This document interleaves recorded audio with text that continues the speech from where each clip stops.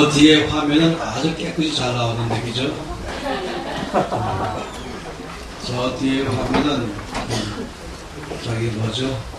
그 TV 화면이니까 바로 나올 수 있는데, 여기 이제 이걸 쏘니까 오늘 저녁에 기대가 됩니다. 발까지 뚜렷하게. 저 뒤에 계신 분은 잘 안 보일 가능성이 있어요. 글씨가. 잘 보입니까? 예. 예.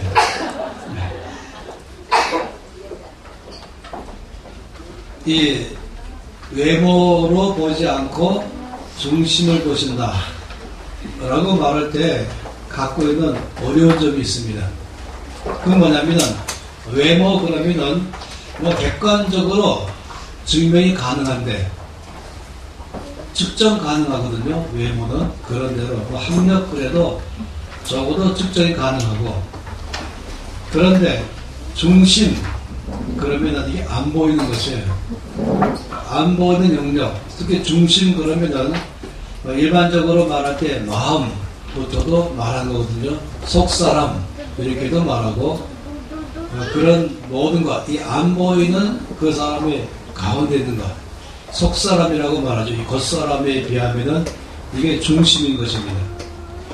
때로는 센터라고도 말하지만은 센터의 하트라고도 말하죠. 마음이라고도 많이 말하는 것입니다. 또는 심령이라고도 말하죠. 하나님께서 그 면을 보신다 이렇게 말씀하시니까 도대체 그걸 어떻게 알 수 있을까? 또 나는 어떻게 준비할 수 있을까? 이것이 우리 가운데 갖고 있는 숙제입니다. 그런데 아주 객관적으로 알 수가 있다는 것이 중심이라 할지라도 외모 이상으로 측정이 가능하고, 그리고 또 확실하게 알 수도 있고 또 준비도 할 수 있다. 이것이 바로 이 놀라운 이 중심의 것입니다. 예를 들어 말한다면 바람 그러면은 바람은 눈에 안 보이거든요. 그러다 보니까 이 바람이 어디서부터 불고 바람은 어느 정도로 강력할까, 이런 거에 관해서 눈에 안 보이기 때문에 모른다 이렇게 말할 수 없잖아요. 가장 쉬운 방법은 풍향계를 설치하면 정확하게 바람의 방향을 알 수가 있습니다. 또 풍력계를 설치하면 바람이 얼마나 강한지 그 강도를 측정할 수 있는 것이에요. 이것이 바로 간접적 방법으로 알아낸다 라고 하는 것이죠. 도구를 설치하는 것입니다. 그래서 이 풍향계나 풍력계를 통해서 바람 눈에 보이지 않지만 방향과 바람의 이 강도를 정확하게 측정 가능하다 하는 것처럼, 이 사람의 중심도 안 보이지만 확실하게 측정 가능하다 하는 것입니다. 이것이 어떻게 나와 있을까? 이것이 우리 궁금한 점이에요. 사무엘상 17장 말씀 안에서 이제 그때 우리는 이 다윗을 만나보면서 왜 하나님께서 다윗을 택하셨는가? 왜 하나님께서 다윗을 보실 때에 마음에 쏙 드셨는가? 또 하나님이 보시는 기준은 외모가 아니고 중심인데 다윗의 중심은 과연 어떤 중심이었을까? 이것이 이제 17장 또 18장 19장 계속해서 사무엘하까지 나와 있어요. 그래서 저는 일반적으로 이 하나님의 다윗을 쓰실 수밖에 없었던 이유, 그 중심에 대해서 보통은 40가지를 말하는데, 이번 이 집회 때 오전은 이번 수요일까지 목표는 다섯 가지에서 7가지를 말하기 목표입니다. 길면 7가지. 적어도 5가지는 하고 싶은데요. 그래서 가장 중요한 건 몇 가지를 지금 얘기 드리면서 여러분들 모두가 다 이 면에서 준비되기를 바라는 것이에요. 그럼 이거는 모든 면에 다 공통적으로 준비사항입니다.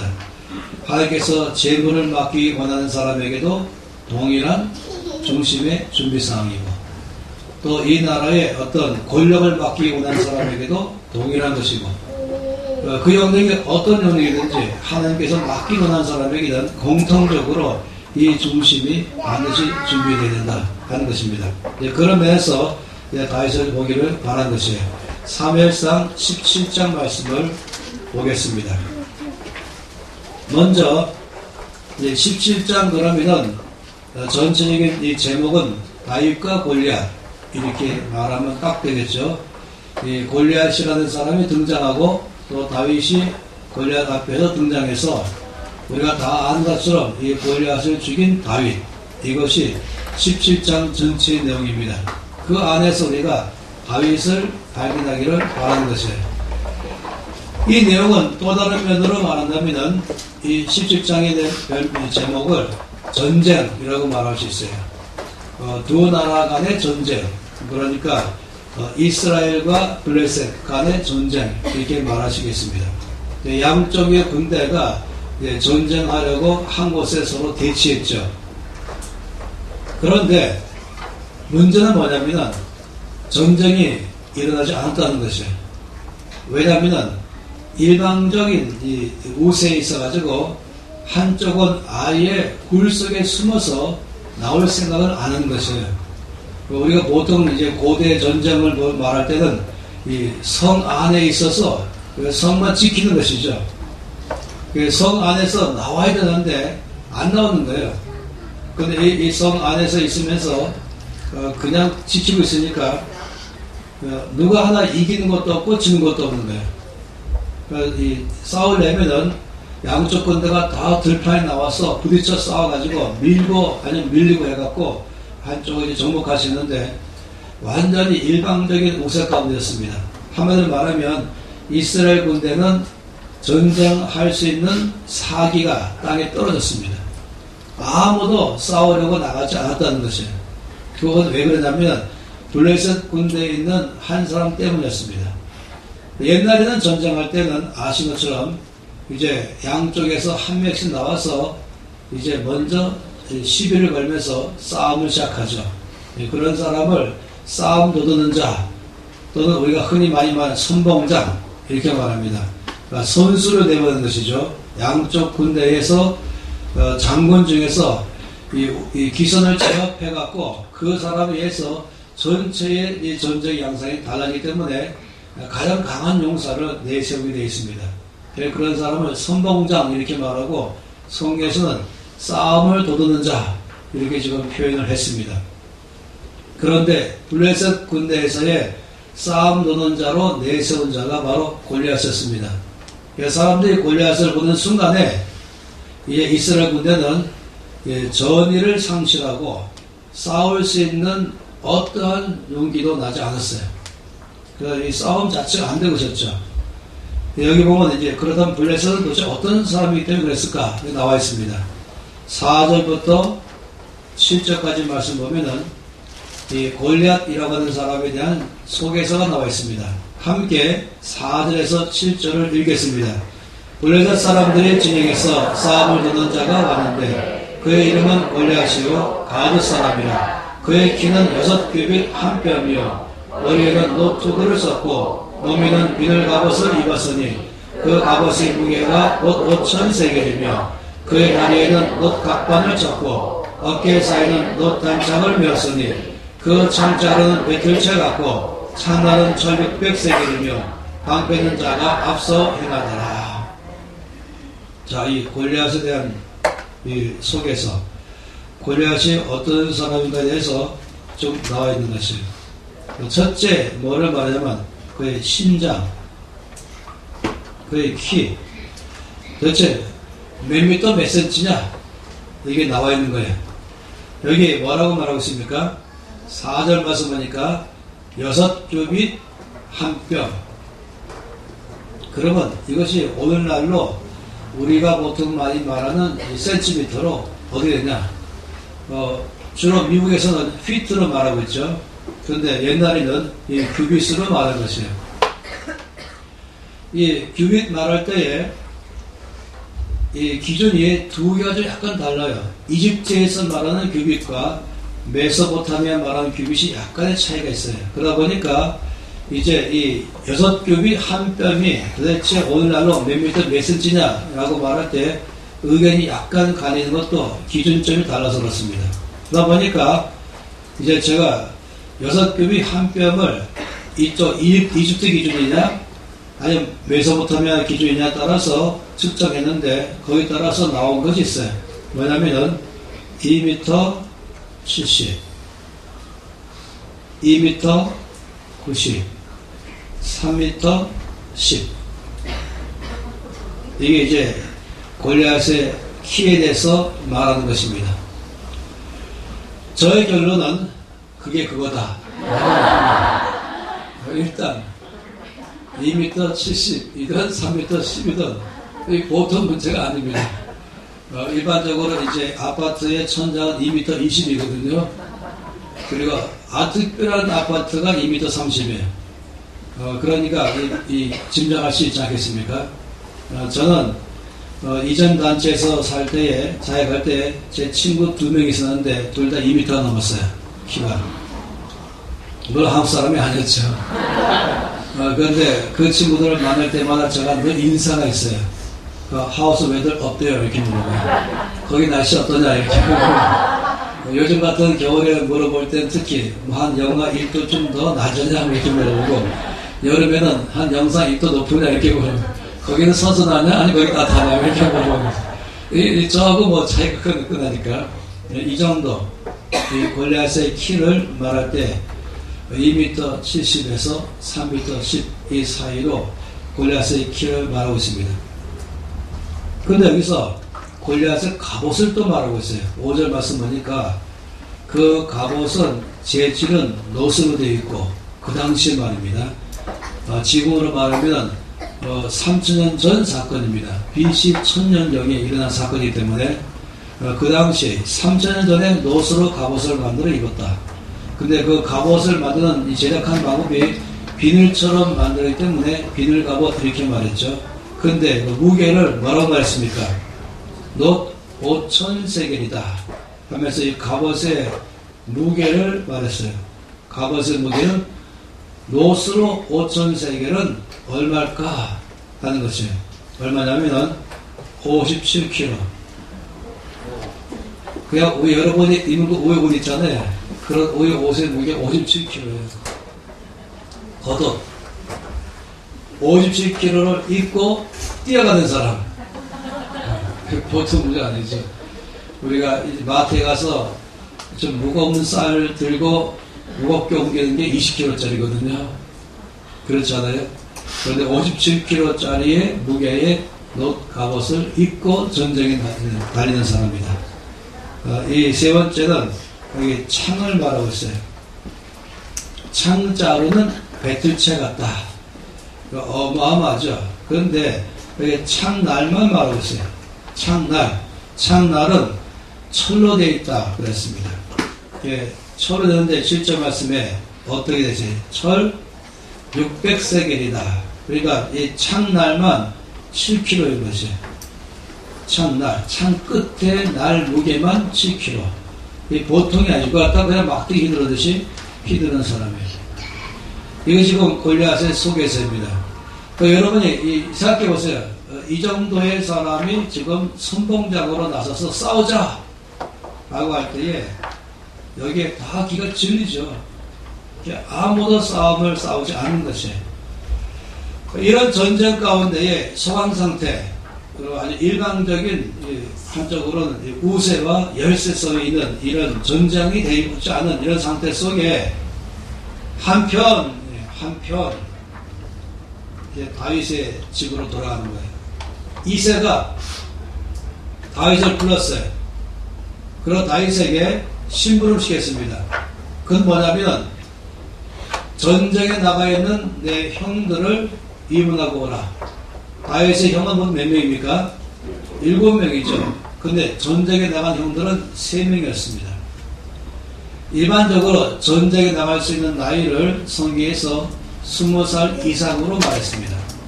그러니까 다윗의 형 7명 중에서 3명은 20살이 넘었고 4명은 20살 미만이고 다윗보다는 높다는 것이에요. 우리 다윗의 나이는 나중에 또 말씀드릴게요.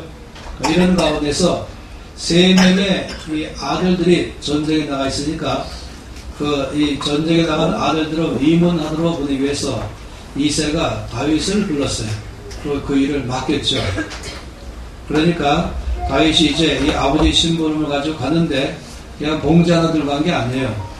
지구로 말하면 찝차 아니면 트럭 정도로 해갖고 잔뜩 실었죠.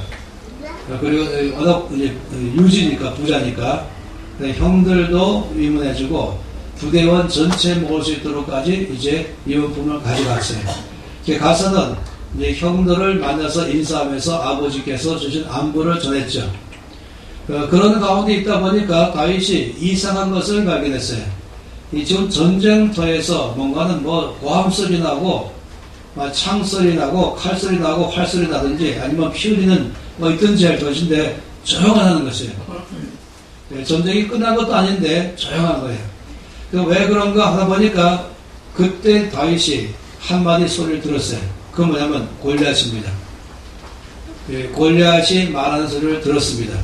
여러분 생각해 보세요. 골리앗의 임무는 무엇입니까? 골리앗의 임무는 싸움을 하게 만드는 게 그 임무였어요. 그래서 싸움 도드는 장, 선봉장 이렇게 말하죠. 여러분이 골리앗이라면 어떻게 해야 되겠습니까? 싸움을 걸어야 되잖아요. 그 상대방이 싸울 수 있도록 나와야 되는 것이에요. 상대방이 싸울 수 있도록 나와서 싸움 붙게 하려면 여러분이 골리앗이라면 어떻게 하실래요?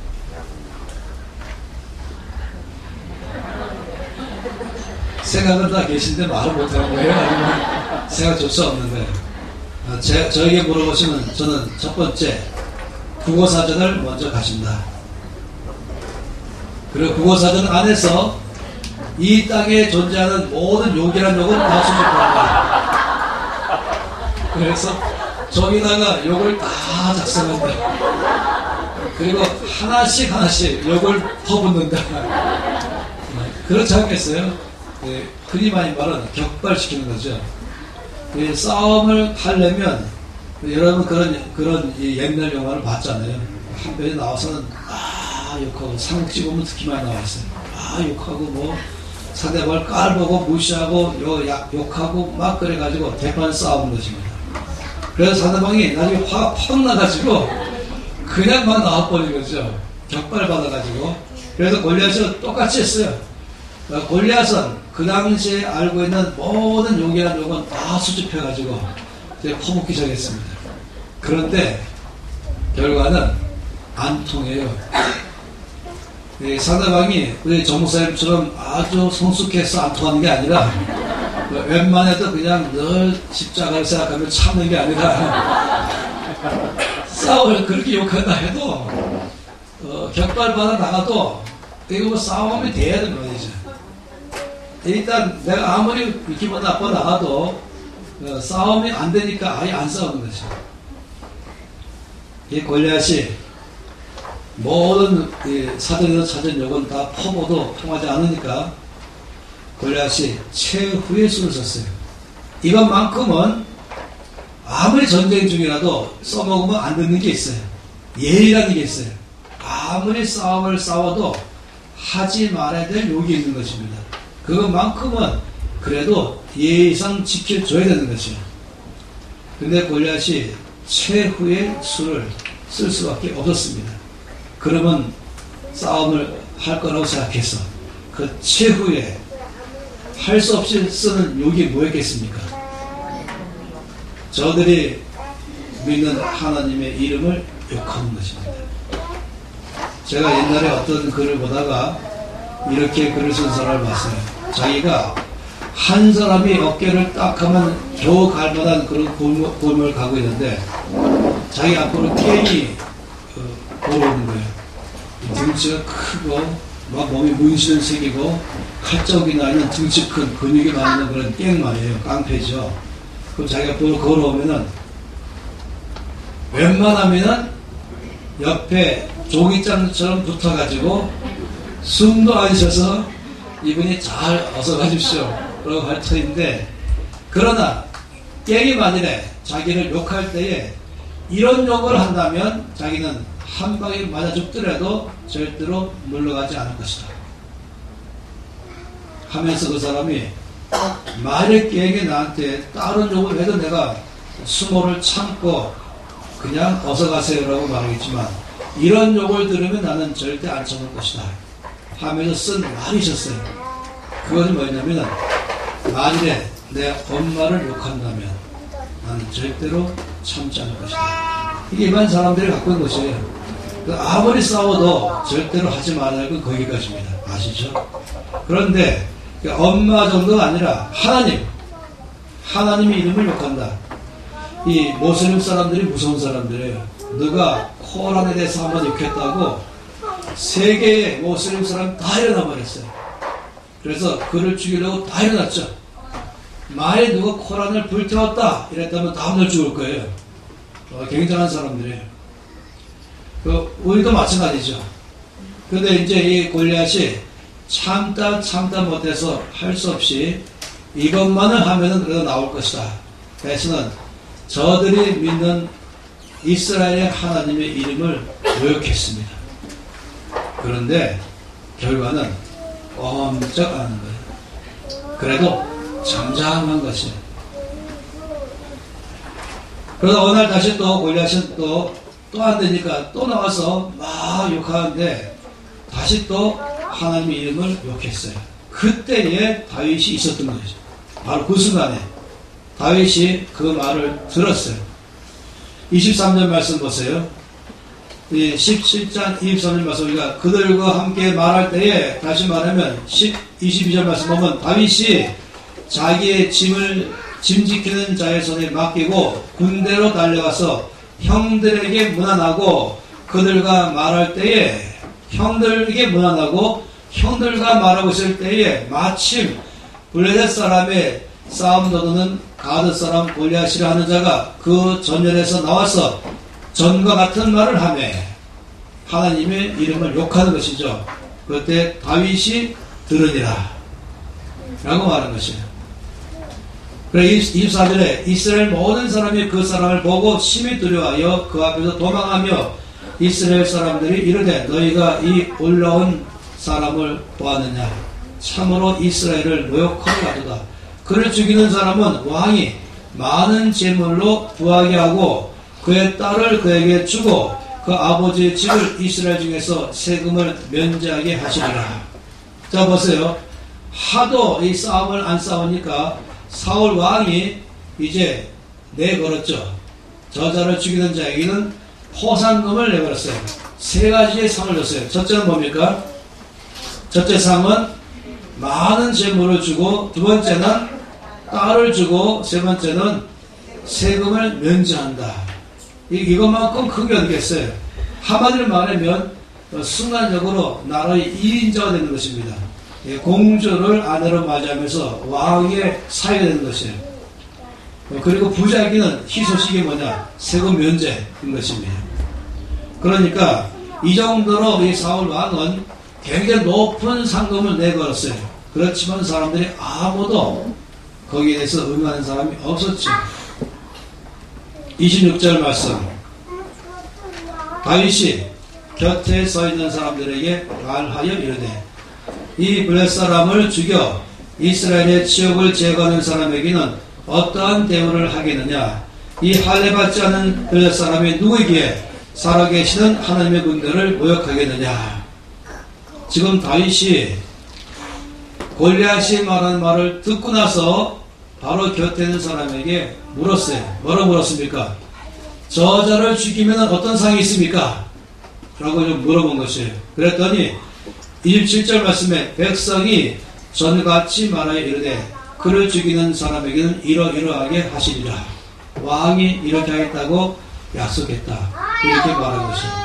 이 다윗이 지금 이 사람들에게 물어본 것이죠. 저자를 죽이는 자에게 어떤 상이 있습니까? 그랬더니 28절 말씀부터 30절 말씀입니다. 다 함께 읽겠습니다. 큰형 엘리압이 다윗이 사람들에게 하는 말을 들은지라. 그가 다윗에게 노를 말하여 이르되 내가 어찌하여 이리로 내려왔느냐? 들에 있는 양들을 누구에게 맡겠느냐? 나는 내 교만과 내 마음의 완악함을 아노니 내가 전쟁을 구경하러 왔노라. 다윗이 이르되 내가 무엇을 하였나이까 어찌 이유가 없으리까 하고 돌아서서 다른 사람 향하여 전같이 말하며 백성이 전같이 대답하니라. 여기 중요한 사실이 있어요. 다윗이 지금 이 골리앗이 말하는 말을 들었다. 이것이 23절이었어요. 그런 다음에 다윗이 반응했죠. 저자를 죽인 사람에게 상이 무엇입니까? 라고 물어봤죠. 그랬더니 그 옆에 있던 이 큰 형 엘리압이 다윗이 말하는 말을 들었다 그랬습니다. 그리고는 화를 냈죠. 다윗에게 막 화를 내면서 한마디로 뭐랬습니까? 넌 참 교만하구나. 네가 뭔데 이 막내가 와서 이 전쟁이 지금 동네 전쟁 놀인 줄 아냐? 구경하러 왔냐? 그래서 막 말했습니다. 이게 엘리압이 말한 것이에요. 그랬더니 다윗이 뭐라고 말했습니까? 그냥 보통 집에서 막내하고 큰형 사이는요, 하늘 땅 차예요. 그런데 이 다윗이 그 말에 꿈쩍도 안 했어요. 내가 이유가 없습니까? 내가 이렇게 말한 이유가 왜 없어요? 그냥 말한 것입니까? 하고 이 큰형에 대해서 조금 더 위축되지 않고 당당하게 말한 다음에 또 돌아서서 또 물어본 거예요. 저자를 죽이는 자에게 상이 무엇입니까? 여러분, 자 질문 있어요. 다윗이 왜 사람들에게 골리앗을 죽이는 사람에게 주는 상이 무엇입니까를 왜 자꾸 물어봤을까요? 물어본 이유가 뭘까요? 1번 상금이 탐나서. 그건 아니겠죠. 제일 큰 이유가 무엇입니까? 왜냐하면 당시의 전쟁의 규칙은 왕이 명령 허락해야 나갈 수 있는 것이에요. 근데 다윗은 왕 앞에 갈 수 있는 아무것도 없는 사람이에요. 소년이잖아요. 그래서 다윗은 왕 앞에 자기 갈 수 있는 기회를 만들고 싶은 것이에요. 그래서 지금 사람들이 일부러 말하고 있는 것이에요. 그렇게 해서 왕의 귀에 자기 말이 들려가기를 바라는 것입니다. 그래서 지금 다윗이 말한 것이 그 이유인 것입니다. 근데 이것은 조금 더 있다가 더 설명드리고요. 여기에서 중요한 것이 뭐냐면 이 골리앗이 말하는 말을 듣고 반응한 다윗과 다윗의 말을 듣고 반응한 엘리압과 큰형 엘리압과 이 사이에 하늘 땅 차이의 사이가 있다는 것이에요. 저는 여기서 지금 뭐를 말하고 싶냐면 다윗의 중심이 다 나왔습니다. 바람이 불 때에 풍향계를 놓으면은 바람의 방향을 즉시로 알 수 있는 것처럼 이 전쟁은 다윗과 엘리압의 중심이 다 드러나게 됐어요. 이 골리앗이 말하는 말을 들을 때에 그 골리앗의 말이 다윗의 중심을 보여주는 것이고 골리앗의 말이 엘리압의 중심을 보여주는 것이었습니다. 왜 하나님께서 엘리압을 쓰지 않으시고 그렇게 멋있는 청년이 얼짱과 몸짱인데 이 사무엘조차 감탄할 만한 그런 이 청년인데 왜 주께서 말씀하신 내가 이미 그를 버렸다라고 말씀하실 정도로 이미 그 전부터 이미 하나님이 엘리압을 여러 차례 보신 것이죠. 이것이 오늘 다 드러난 것이에요. 이 바람 불 때에 풍향계로 아는 것처럼 두 사람의 중심을 골리앗이라는 사람의 말 속에서 다 드러난 것입니다. 그건 뭘 말하면은 골리앗이 말할 때에 다윗은 화를 냈어요. 그런데 엘리압은 화를 안 냈죠. 한마디로 말하면 한마디도 응답 못했어요. 하나님을 무시하는 말을 들을 때에 다윗은 화를 냈어요. 반응했죠. 근데 하나님 무시하는 말을 할 때에 그 말을 듣는 이스라엘 모든 사람들은 반응하지 않았어요. 그리고 지금 여기 말한 이 엘리압도 반응하지 않았어요. 그런데 엘리압이 반응하게 해줬어요. 언제 반응했습니까? 다윗이 말할 때 반응한 거예요. 이 엘리압이 골리앗이 말할 때는 꿈쩍 안 하더니 다윗이 말할 때는 화를 냈습니다. 왜 엘리압이 다윗의 말을 듣고 화를 냈을까요? 계세요? 이 댁에 아무도 안 계세요? 제가 지금 계속 질문을 여러 차례 하고 있는데 이 정도 숫자면은, 아니, 저게 너무 좋은 숫자예요. 질문하시는 좋은 숫자이죠. 왜 엘리압은 이 다윗이 말할 때 화를 냈을까? 이유가 뭘까요? 왜 화를 냈을까요? 1번, 제가 자꾸 이게 사서지선네. 1번, 이 엘리압은 제일 큰 형으로서 막내가 와서 저렇게 어린아이가 겁없이 말한 말을 듣다 보니까 저 아이를 어떻게든지 가르쳐서 정말 정신 차리고 저 아이를 너무 사랑하고 아껴서 잘못하면 다치겠구나. 그런 마음에서 화를 냈다. 아닙니까? 그럼 이제 뭡니까? 왜 엘리압이 화가 났을까? 다윗의 말을 듣고 있다 보면은 지금 엘리압이 모든 기분 나쁜 게 아닌 것이에요. 지금 이 다윗의 말을 듣고다 보면은 엘리압이 어떻게 들리냐면은 당신들은 뭐하고 있습니까? 아니 우리 하나님의 이름이 무시당하는데 당신들은 뭐하고 있습니까? 비겁하군요. 이렇게 들리는 거예요. 그러니까 이 엘리압이 화가 나는 거죠. 왜 화난 거예요? 무시받으니까. 이 막내 다윗에게 무시를 당하니까 엘리압이 화낸 거예요. 목적은 거기 있어요. 동기가. 지금 다윗을 염려한 것도 아니고 네 어린애가 뭘 안다 그러냐 이런 것이 좀 외형적인 것이고 너 참 교만하구나 이건 외형적인 것이고 그 깊은 것에는 무시를 당하니까 화가 난 거예요. 여기 지금 두 사람이 화를 냈습니다. 누구입니까? 다윗도 화를 냈고 엘리압도 화를 냈습니다. 다윗이 왜 화를 냈습니까? 하나님이 무시를 당하니까 화를 냈어요.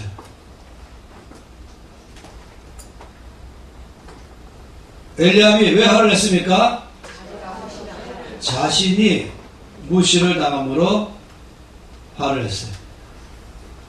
이 중요한 것이 둘 다 화를 냈거든요. 둘 다 화를 냈어요. 근데 화를 내는 게 다 다르다는 것이에요. 한쪽 사람이 화를 낸 것은 자기가 무시당하니까 화를 냈고 한쪽 사람이 화를 낸 것은 하나님이 이름이 무시를 당하니까 화를 낸 것입니다. 화를 내는 건 다 잘못된 거다. 맞습니까? 아니에요. 거룩한 분노라는 게 있어요. 그래서 여기서 지금 뭐를 말하고 싶으냐면은 이 다윗이 화를 낸 것에 대해서 말할 때 이걸 가지고 다윗이 뭘 하시냐면 온유한 사람 하시는 것입니다. 온유한 사람. 하나님은 중심에서부터 사람을 보시고 쓰신다 말하는데 어떤 중심의 사람들을 쓰실까? 그 첫 번째가 중심이 온유한 사람을 통해서 일하신다. 성경에도 이 재정 강의를 통해 말할 때도 온유한 자에게 땅을 기업으로 주신다 이렇게 말했어요. 하나님 어떤 사람에게 재물을 맡기는가? 온유한 사람에게 맡긴다. 하나님 어떤 사람의 나라를 위해 권력을 맡기는가? 온유한 사람에게 맡긴다. 하나님 어떤 사람에게 여러 가지 그 하나님 나라의 일에 있어서 교육계든지 아니 그것이 예술계든지 어떤 영이든지 아니 그 사람의 일을 맡길 때 그것이 교회에서 목회이든지 아니 회사의 사장이든지 팀의 팀장이든지 그냥 직장에서 맡기는 거 말고요. 사람이 맡기는 거 말고 하나님 맡기는 거 말하는 것입니다. 저는 늘 이때가 살아오면서 이 장자리를 많이 가졌죠. 무슨 뭐 해서 대표 뭐 해서. 근데 전혀 저희 관심은 하나님께 없었어요. 하나님이 맡긴 거냐 단체가 맡긴 거냐 교단이 맡긴 거냐 사람이 맡긴 거냐 하나님이 맡긴 거냐 하나님이 인정하시는 거냐 사람들이 인정한 거냐. 사람들이 인정하는 게 중요한 게 아닌 것이에요. 저에게 가장 중심인 건 하나님이 이 일을 저에게 맡기신 것입니까? 하나님이 저를 그렇게 인정하신 것입니까? 이게 중요한 문제이죠. 하나님 어떤 사람의 일을 맡기는가? 온유한 사람. 그래서 온유한 사람의 정의를 내리고 싶어요. 온유한 사람의 정의는 자기가 무시당할 때는 침묵을 지킬 줄 알고 하나님의 일이 무시당할 때는 소리를 내는 사람이다. 또 다르게 말해볼게. 자기가 무시당할 때는 죽을 줄 알고 하나님의 이름이 무시당할 때는 사는 사람이다. 자기가 무시할 때는 잠잠하지만은 하나님의 이름이 무시할 때는 소리를 내는 사람이다.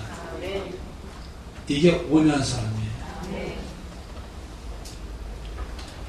저는 그렇게 오랜 세월은 살지 않았지만은 지금까지 오면서 제가 한 가지 확실하게 아는 것은 하나님은 어떤 사람에게 일을 맡기시는가, 하나님은 어떤 사람을 쓰시는가, 중심에서 어떤 중심의 사람을 쓰시는가에 제 1순위가 온유한 사람인 것입니다. 온유한 사람은 1. 화를 낸다. 2. 화를 내지 않는다. 어느 게 정답입니까? 제가 조금만 응용해서 다 보겠습니다. 온유한 사람은 화를 낼 수도 있고 화를 안 낸다. 둘 다죠. 언제 화를 내는가?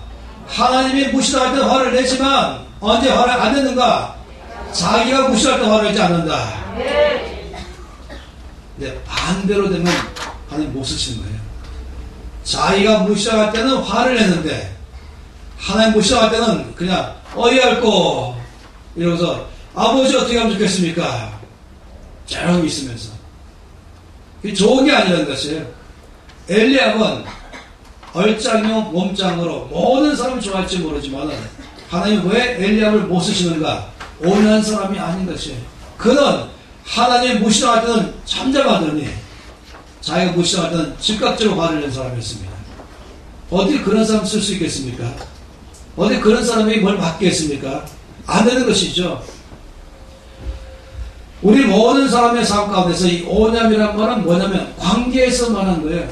우리 모든 관계 속에 살고 있어요. 가정 안에서든지 친구 사이든지 사이든지 우리는 뭐 어디든지 두 사람 이상의 관계 안에 사는데 그 관계 속에서 화를 낼 때가 있고 화를 내지 않을 때가 있다는 것입니다. 그런데 만일에 내가 무시당할 때는 아주 민감하게 반응하면서 화를 내거나 반응하는데 하나님 무시당할 때는 반응하지 않는답니다. 여러분 아세요? 하나님은 그런 사람을 쓰지 않으신다. 그 사람이 박사학위 선지자라 할지라도 안 쓰세요. 아주 탁월한 지식이 있고 능력이 많다 할지라도 그래서 세상에 쓸지 모르지만은 사람이 인정할지 모르지만은 죄송하지만 하나님은 인정하지 않으십니다. 사람은 외모를 보거니와 나 여호와는 중심을 보느니라. 중요한 문제인 것이 저는 저의 삶을 끊임없이 주 앞에서 드리면서 간절히 구하는 것은 온유한 사람 되게 해달라고 구하는 것입니다.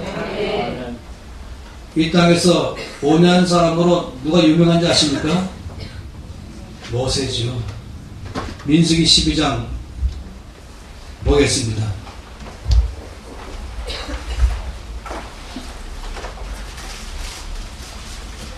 민수기 12장 1절에서 3절까지입니다. 함께 이 민수기 12장 1절에서 3절 읽겠습니다. 모세가 구스 여자를 취하였더니 그 구스 여자를 취하였으므로 미람과 아론이 모세를 비방하니라. 그들이 이르되 여호와께서 모세와만 말씀하시느냐 우리와도 말씀하지 아니하시느냐 하매 여호와께서 이 말을 들으셨더라. 모세는 온유함이 지면의 모든 사람보다 더하더라. 내가 이 말씀 뭐냐면은 지금 모세와 아론과 미리암 이 세 사람은 형제가 아니에요. 그렇지만 이 자료 가운데서 누가 리더입니까? 모세가 리더예요. 모세가 리더고 양쪽에 하나님께서 아론과 미리암을 세웠어요. 이게 조직도예요. 하나님 모세를 리더로 세우신 거예요. 그냥 모세가 잘못했어요. 그럴 때 아론과 미리암이 모세에 대해서 어떻게 반응했을까? 모세가 뭔가 행동이 마음에 안 들어요. 아론과 미리암이 볼 때. 이럴 때 어떻게 했을까? 아론과 미리암이 모세의 행동이 마음에 안 들 때의 반응이 뭔지 아십니까? 반응이 이렇게 말했죠. 여호와께서 모세와만 말씀하셨느냐 우리와도 말씀하지 아니하셨느냐. 무슨 말인지 아세요? 바로 이 아론과 미리암은 이 문제를 가지고 참 안타까운 것은 이 두 사람이, 이 아론과 미리암이 이 문제를 가지고 바깥으로 나간 거예요. 사람들이 얘기한 것이에요. 모세를 막 비방한 거예요. 정상적인 관계라면은 아론과 미리암이 이 문제를 어떻게 처리할 것인가? 모세하고 직접 얘기해야 되죠. 만나가지고 하나님께 말씀드리고 직접 대면해서 말해야 되죠. 근데 모세하고 말하지 않고 아론과 미리암이 바깥으로 갖고 나갔어요. 이때는 형제관계가 아니에요. 아론과 미리암이 형과 누나이지만은 이 조직도에서는 지도자 아래에 있는 것이에요. 근데 이걸 바깥으로 나갔단 말은 올바르지 못한 방법인 것이죠. 저는 이번 기간에 그런 강의를 할 시간은 없을 것 같습니다만은, 근데 이때의 모세의 반응이 중요한 거예요. 중요한 건 말씀 가운데서 모세를 지금 집중하고 있어요. 조명하고 있어요. 모세는 지금 아론과 미리암, 자기의 지도력 아래에 있는 사람이 밖에 나가서 자기에 대해서 비방하는 말을 모세도 듣게 됐죠. 언제나. 근데 여기 성경에 뭐라고 말했습니까? 3절 말씀에 이 사람 모세는 온유함이 지면의 모든 사람보다 더하더라, 더 승하더라. 지면의 어떤 사람보다 모세는 온유한 사람이다, 이 말이죠. 왜 이 말씀 쓴지 아십니까? 모세의 전공 과목 때문에 그런 것이. 모세의 전공 과목이 뭔지 아세요? 모세는 뭐가 전공인지 아세요? 포복. 낮은 포복. 엎드린다. 출애굽기와 민수기 말씀 엎드리느니라. 사람들이 모세를 비방하면 모세가 엎드리느니라. 다음에 모세를 갖다 거역하면 모세는 땅에 엎드리느니라. 다시 말하면 안 싸웠어요. 사람들이 모세를 비방하고 모세에 대해서 중상모욕하고 모세를 때려와서는 막 거역할 때 모세가 한 일은 맞짱 싸우기 아니라는 것이에요. 막 그들에게 대해서 화를 내고 그들에 대해서 막 뭐라 그러고 왜 나를 무시하냐, 왜 나를 거역하냐, 왜 나에 대해서 이렇게 말 안 듣느냐 하면서 그들과 싸워나가고 화를 내고 한 것이 아니라 그때 모세는 바로 하나님 앞에 엎드렸습니다. 다시 말하면 자기 자신에 대하여 죽을 줄 아는 사람이었어요. 이게 모세의 전공 과목이었어요. 그래서 온유한 사람이다 이렇게 말하는 거예요. 왜 하나님께서 모세를 들어서 사용하시는가? 그 첫 번째 이유는 그 중심이 온유한 사람이기 때문에. 여러분 살다 보면은 별의별 일을 다 당하게 됐어요.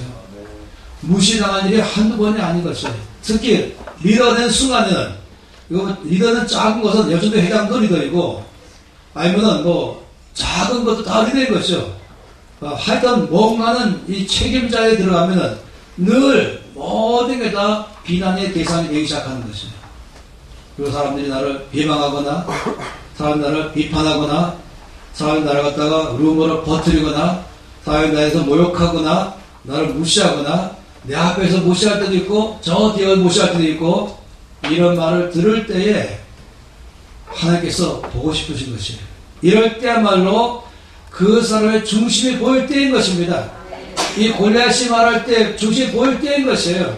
다윗이 말할 때 골리앗이 말 속에서 다윗과 엘리압이 다 보이는 것이고 다윗이 말할 때 엘리압이 보이는 것입니다. 그러니까 그런 말들은 하나님께서 물론 여러분을 무시하는 말하는 건 나쁜 사람이죠. 그건 나쁜 사람이에요. 그러나 하나님의 관심은 여러분을 무시하는 사람보다도 여러분에게 관심을 가진 것이에요. 하나님께서는 이때야말로 여러분의 마음을 보고 싶은 것이에요. 중심을. 이때 어떻게 반응하는가? 온유한 사람인가 아닌가? 온유한 사람의 특징은 자기에 대하여 죽을 줄 아는 사람. 그러니까 죽는 것이에요. 죽은 사람은 말이 없다. 죽을 줄 아니까 그냥 엎드리는 것이에요. 주님 앞에 가서 내 마음을 다 토하는 것이죠. 억울하고 분하고 화가 나고 속이 상할 때 그래서 사람과 다 싸우면서 다 퍼붓는 것이 아니라 바로 주님 앞에 가서 눈물을 흘리면서 나의 마음을 다 토하는 것이죠. 10편 61편 5절 말씀에 너희 백성들아 시시로 여호와 앞에서 내 마음을 토할지어다. 이 주님 앞에 가서 토하면 좋겠어요. 그래서 사람과 토하지 말라는 것입니다. 온유하지 못한 사람은 하나님이 절대로 쓰지 아니하신다. 따라서 박사학위 받으려고 노력하기보다는 온유한 자가 되도록 노력해야 되는 것입니다. 이게 먼저인 것이죠. 세상에서는 인정받을지 모르지만은 하나님께 인정받지 못한다면 그건 아닌 거예요. 하나님께서 내가 보기에 옳은 사람에게 맞추노라. 그 첫 번째가 온유한 사람인 것이에요. 근데 모세는 화를 낼 줄 알았어요. 언제 화낸지 아시죠? 시내산에 올라가서 40일간 금식 기도하면서 저 앞에 모으면서 하나님께서 십계명을 주시고 앞으로 백성들이 어떻게 살아갈 것인지를 말씀했죠. 근데 백성들은 모세가 산에서 죽은 줄 알았어요. 그리고는 이 나쁜 사람들이 아론을 협박해서 금송아지를 만들어내게 만들었죠. 금송아지를 앞에 놓고 그 앞에 절하고 뛰놀면서 이것이 우리를 홍해를 건너게 하셨다 하면서 금송아지를 섬기기 시작했어요. 이제 모세가 40일 기도 끝나고 내려오는데 저 아래 난리 났어요. 딱 보니까 정말 놀란 일이 벌어진 것이죠. 금송아지 앞에서 뛰놀며 경비하는 백성들의 모습이 보인 것입니다. 이때 모세의 반응이 무엇이었을까? 형제님들, 그러면 안 돼요. 그럼 벌 받아요. 아니 그런 용기가 없으면 주님 앞에 가서 주여 어찌하리까? 모세 반응이 무엇입니까? 야!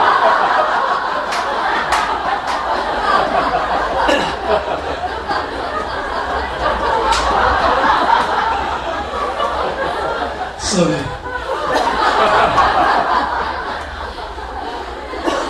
모세가 냈던 거에 비하면 100분에도 안 했지만 그때에 들어서 뚜껑이 열렸단 말을 써야 되는 거예요. 그때는 눈에서 뭐가 나옵니까? 아니 귀에서 연기가 나오고 뚜껑이 열리면서 뭐가 나옵니까? 불이 나오는 김이 아니고 불이 나오고 분노해가지고 아주 분노해가지고 이 온유한 사람의 모습을 여러분 한동안 웃고 늘 나이스한 모습만 아닌 거예요. 온유한 사람은 분노하는 사람인 것이죠. 눈에서부터 광선검이 나오면서 폭발하는 것이죠. 언제? 자기가 무시당할 때가 아니라 자기가 모욕받을 때가 아니라 하나님의 이름에 무시당할 때 이때 화를 낼 줄 아는 사람. 저는요 리더들이 화를 잘 내는 거 알아요. 누구나 다. 근데 언제 화를 내냐 이거예요. 화를 낼 때가 언제인가. 사람들이 이 성경에서 말하면 너희 부모, 아비들아 자녀를 노엽게 하지 마라 이렇게 말하는데 아버지들이 화를 내요 아이들에게. 근데 이 아이들이 상할 때가 있어요. 아빠가 화를 내므로 이 아이들의 영이 상할 때가 있어요. 언제 상하냐? 아버지 마음에 안 들었다고 화를 낼 때. 근데 아이들이 영이 상하지 않고 정신 차리고 마음을 깨트리면 죽게 나갈 때가 있어요. 어떠냐? 아버지가 내가 행한 죄악 때문에 화가 나서 화를 낼 때. 그때는 정신 빠져나는 거예요. 그때 영이 상하지 않아요. 그때 영이 살아나는 것이죠. 아버지가 화를 냈더냐면 이 자녀가 악을 행할 때는 화를 내는 것이에요. 그래서 자기 마음에 안 들 때 화를 내면 그다음 아이들이 영이 상해버리는 것이에요. 그럼 그 다음에 아이들은 아버지를 무시해버려요. 그 다음부터는. 말 안 하려고 그러죠. 그리고 때만 되면 빨리 독립하려고 그러죠. 이런 경우가 모두에게 일어날 수 있다는 것이에요. 아빠와 자녀만 아니고 모든 면에서 말입니다. 이 첫 번째, 하나님께서 어떤 사람에게 일을 맡기는가 말할 때 가장 중요한 첫 번째 요건은 온유한 사람이 되어야만 한다. 네. 쉽지 않습니다. 정말로 쉽지 않습니다. 그러나 그렇다고 해서 나는 성격 탓이다 이렇게 말할 수 있는 게 아니고 성격이 문제 아닌 거예요. 아시죠? 이 성격은 내향적이냐 외향적이냐 정리를 잘하냐 아니면 정리를 틀어놓냐 아니면 논리적이냐 감정적이냐 이건 성격이에요. 사람 어느 게 더 좋습니까? 외향성이 좋습니까? 내향성이 좋습니까? 다 좋은 거예요. 이거는 개성이라고 말하는 거예요. 그러나 이 화를 잘 내는 것은 성격이 아닌 것이에요. 뭐 내가 원래 그래 어떻게 할까? 이렇게 아니에요. 이걸 죄인 줄 알아야 되죠. 내가 나 자신 때문에 화를 내는 건 죄인 것이에요. 여러분 아세요? 이 레위와 시몬이 주께 쓰임받지 못하는 이유는 화를 냈기 때문인 거죠. 분노하는 것. 분기가 차고 분노하는 것. 자기의 마음에 안 든다고 자기가 무시당했다고 자기를 손을 입혔다고 화를 낼 때 하나님 못 쓰겠다는 것입니다. 그러나 모세처럼 자기를 무시할 때는 땅에 엎드릴 줄 아는 사람 되고, 억울하고 할 말도 많지만 자기를 깨트릴 줄 아는 사람 되고, 하나님 앞에 가서 내 마음을 다 토할 줄 아는 사람이 돼야 되고, 그러나 하나님의 이름이 진리가 무시당할 때는 분연히 일어나서 화를 낼 줄 아는 것이죠. 그 김성일 장로님이 쓴 소설책 중에 하나가 비나스여 일어나라가 있지요. 이 사람들이 악을 행할 때마다 다 그냥 뒤에서 어찌할꼬 그러고 있는데, 그때 제사장 엘리아살의 아들 비나스는 그 악을 행하는 사람 보자마자 화를 내면서 발길에다가 창을 잡고 가서 그 벨찌를 주겠다고 하는 것이에요. 사람을 미워하는 게 아니라 죄하게 돼서 화를 낸 것이죠. 그래서 하나님께서 그 순간 이 비나스는 대대로 여호와를 섬기는 자가 될 것이다 라고 말한 거예요. 오냐는 사람에게 땅을 기업으로 주는 것입니다. 따라서 이 면은 저와 여러분이 철저하게 훈련을 받아야 되는 것이죠. 저는 오냐함에 대해서 이런 내용의 전체를 잘 알지 못할 때 저 앞에 간증이 됐어요. 제가 기억해 중3 때 길 가다가 제 마음 안에 온유와 겸손이 없는 걸 보면서, 왜냐하면 예수께서 나는 마음이 온유하고 겸손하니 라고 말하니까 아, 예수님 처음 되겠구나. 그래서 저 앞에 기도했어요. 주님, 온유한 사람 되게 해주셔서. 그런데 그 기도는 함부로 하면 안 돼요. 왜냐하면 어느 부흥회에서 부흥 강사님이 섬기는 사람이 되어야 된다고 강력하게 말씀 전하시고, 어떤 섬기는 사람이 되야 될 것인가? 신발떨개처럼 되십시오. 이 교회당 들어올 때에 신발떨개에 먼지를 다 떨고 들어오는 거예요. 톡톡톡 다 털고. 그 교회 온 성도의 신발떨개가 되십시오. 이렇게 모두 은혜 받았어요. 그중 한 집사님은 너무 은혜 받아서 아예 복도로 나와서는 엎드려서 전심으로 기도하면서, 주님, 제가 앞으로 이 교회에 신발떨개가 되어서 성도들이 저를 밟고 가도록 제가 하겠습니다. 얼마나 전심을 기도했는지 예배가 끝나도 기도했어요. 그래서 성도들이 쫙 가는데, 가다가 아무래도 좁은 골목이니까 이 무릎으로 건드리고 저 건드리고 참다 못해서 결국 화를 내면서 내가 신발 떨개인 줄 알아 그랬어요. 다시 말하면 응답이 빨리 올 줄 몰랐죠. 그런 기도는 응답이 빨리 옵니다. 오늘 기도하지 마세요. 아버지, 제가 온유한 중심의 사람 되기를 원합니다. 기도하지 마세요. 기도 끝나고 나가다가 식당에서 싸울지 모르니까 말입니다. 내 마음을 돋구는 거에 있어요. 내 마음을 톡 건드리는 사람. 흔히 많이 말하잖아요. 뭐 뚜껑이 열리도록 톡 건드린다. 뭐가 날 톡 치는 사람 있잖아요. 말 한마디를 했는데 톡 건드리는 거. 뭐 행동 한마디가 톡 건드리는 거. 제가 설명 더 할 필요가 있을까요? 하나님께서 말씀하기를 내가 지금 네 기도에 응답하고 있다. 그래서 온유한 사람으로 그때마다 내 방법은 뭐냐? 깨지는 것입니다. 내가 죽는 것입니다. 그렇지만 하나님의 말씀이 진리가 무시할 때는 화를 낼 줄 아는 것이죠. 이런 면에서 예수님은 우리의 롤 모델이십니다. 주께서 말씀하셔서 나는 마음이 온유하고 겸손하니 내 멍에를 메고 배우라. 예수님은 가장 온유하신 분이십니다. 어느 정도로 말씀이냐면 이사야에서 54장 말씀 잘 아시죠. 그건 예수님에 대해서 미리 예언하신 것인데, 그는 뭐라고 했습니까? 털 깎으러 가는 양처럼 잠잠하였다. 저는 뉴질랜드에서 1년간 살았어요. 그 양털을 깎는 것을 처음 볼 때를 잊지 못합니다. 어느 장로님 댁에 이 400만 평의 이 초장을 갖고 있어요. 그리고 이제 저를 불렀어요. 잔치가 있습니다. 양치는 사람들의 잔치는 양털 까는 날인 줄 그날 알았어요. 그래서 약간 언덕에 집이 있는데 거기 양들을 쫙 해서는 양털을 깎으면 언덕 같은데 미끄럼틀을 넣으면 쭉 내려가면서 바로 이제 초지로 가는 것이죠. 여러분 양 보셨죠? 이렇게 아주 굉장히 좋은 양. 근데 양털, 이제 호주는 양털 깎기 대회가 1년에 한 번씩 있어요. 1등 하는 사람은 51초 만에 깎아요. 싹 밀어버립니다. 51초 만에 1등 세계 최고. 단 51초 만에 양털 다 깎아내는 거예요. 그래서 제가 털 깎인 양 처음 봤어요. 딱 보는 순간에 제가 눈이 이만해서 놀라가지고 요만해졌거든요, 양이. 그걸 보는 순간에 바로 제가 떠오르는 게 있었어요. 한국 사람으로서 자주 보는 장면이 있었어요. 그게 뭐냐? 털 다 뽑힌 닭. 시장에 털 다 뽑힌 닭 걸어냈잖아요. 얼마나 볼품없습니까? 똑같다.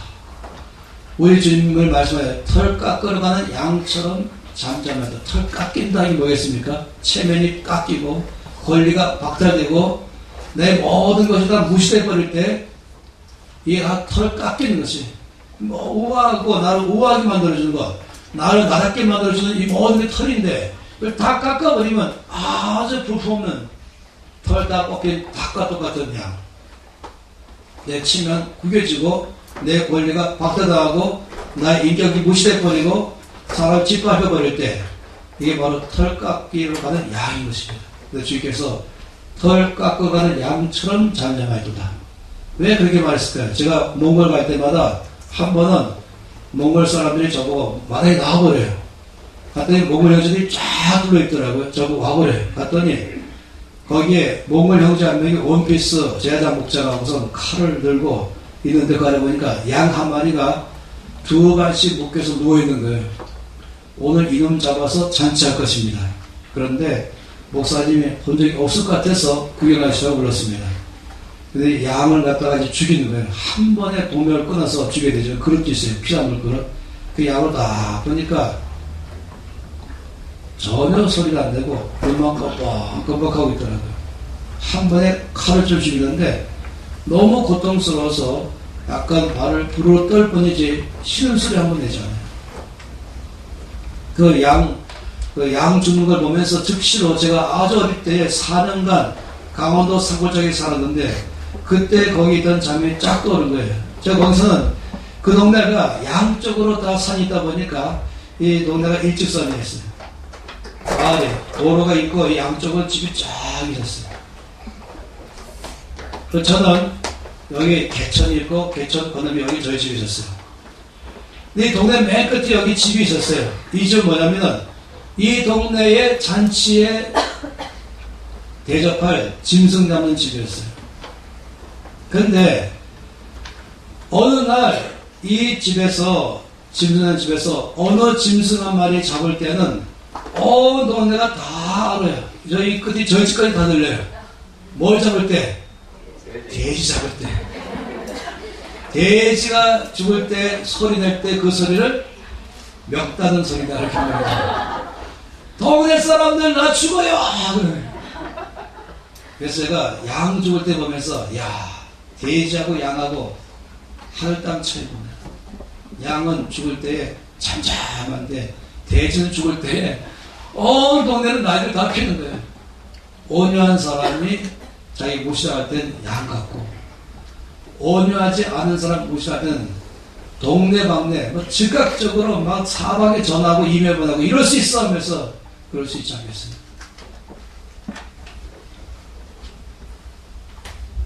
예수께서 우리 모두가 온유한 사람들을 바라셨는데 내 멍에를 메고 내게 배우라. 왜 그랬을까?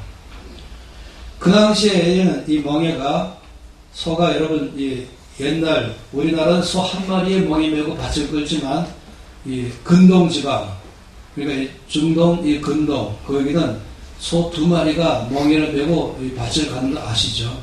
그런데 재밌는 건 뭐냐면 이 어미소와 그리고 새끼소 이거 새끼소를 뭐라고 하냐면 망아지라고 보통 말하죠.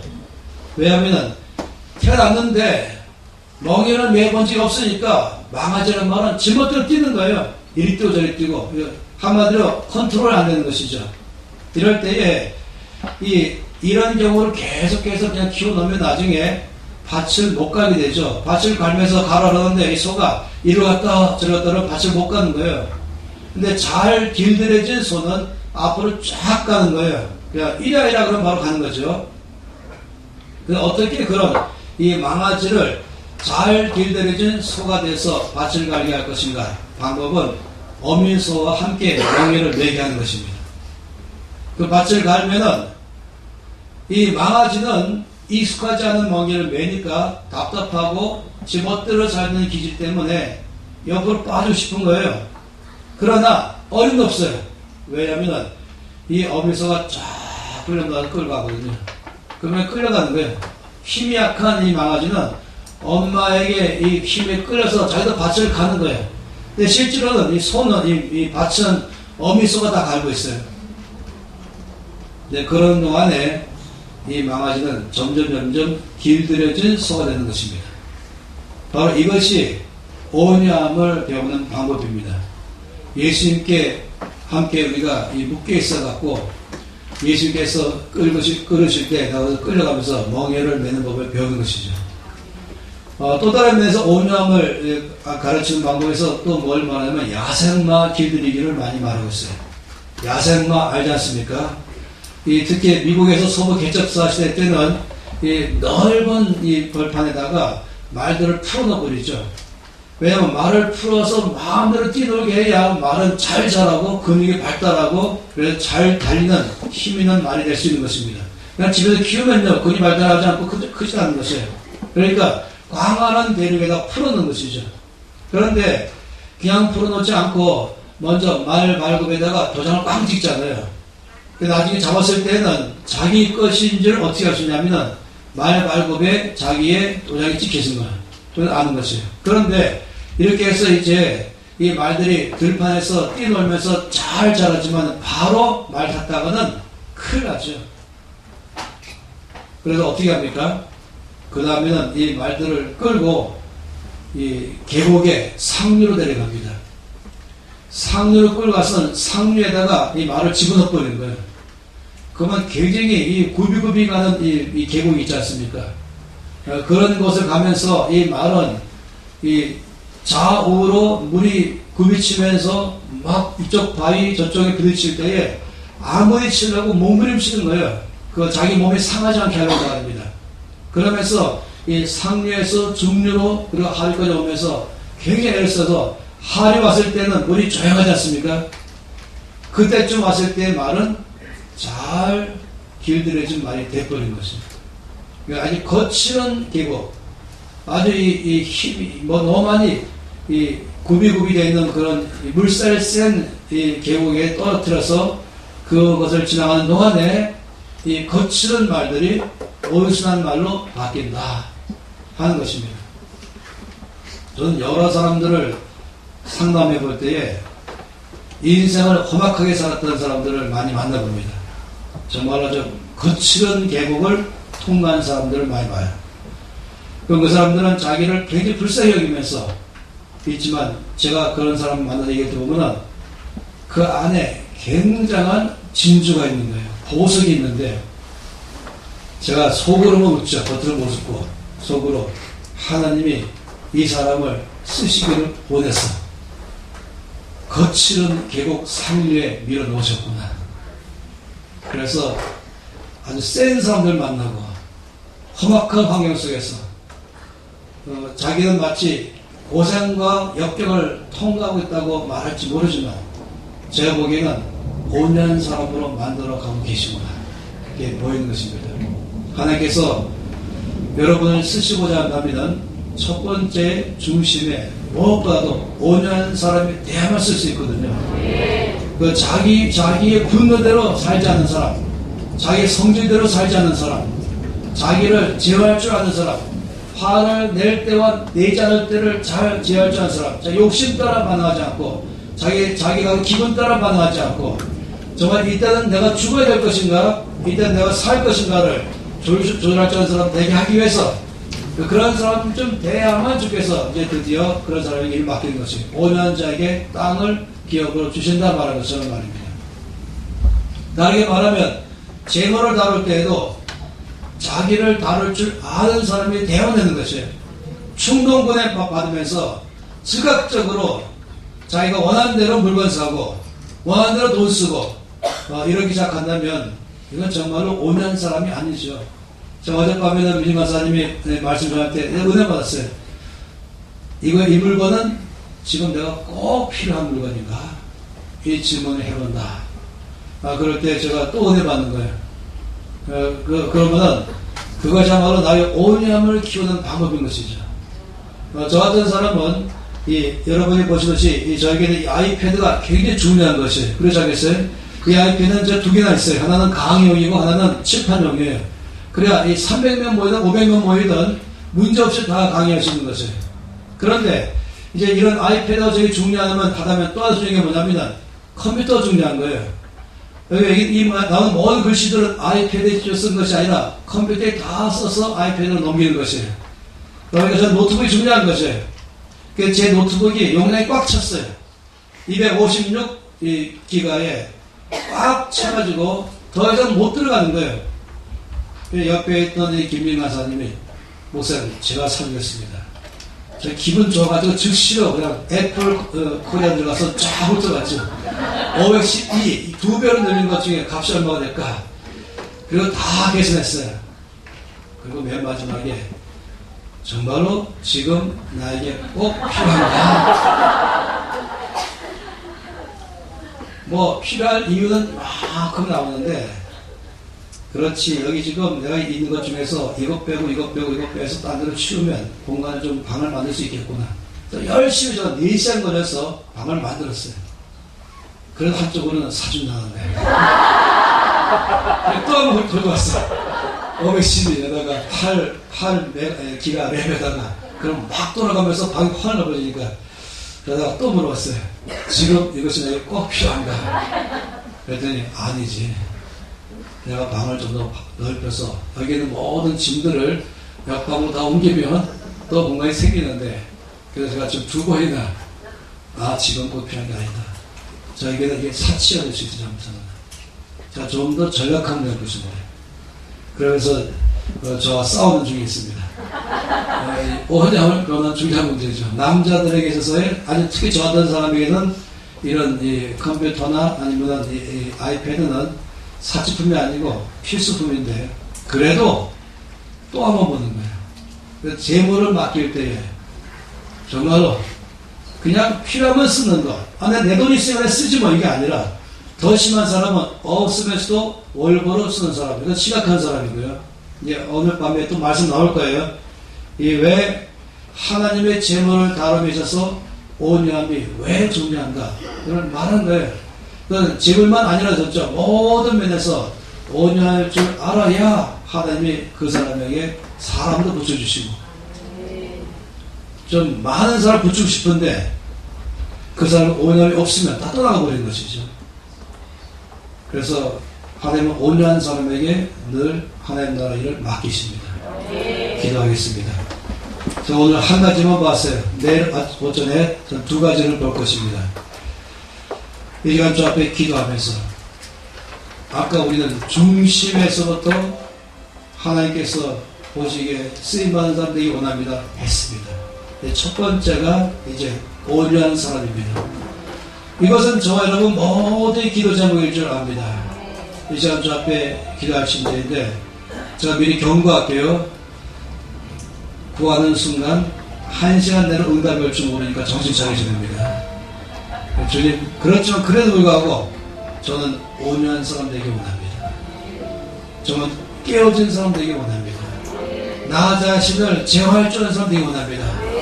감정 따라, 환경 따라, 사람 따라, 내 욕심 따라 움직이지 않냐고 말씀에 의해서 내가 나 자신을 컨트롤할 줄 아는 사람 되기를 원합니다. 성령께 내 자신이 제어받는 사람 되기를 원합니다. 성령님, 저를 온유한 사람 되게 주시옵소서. 다 함께 통성으로 기도하시겠습니다.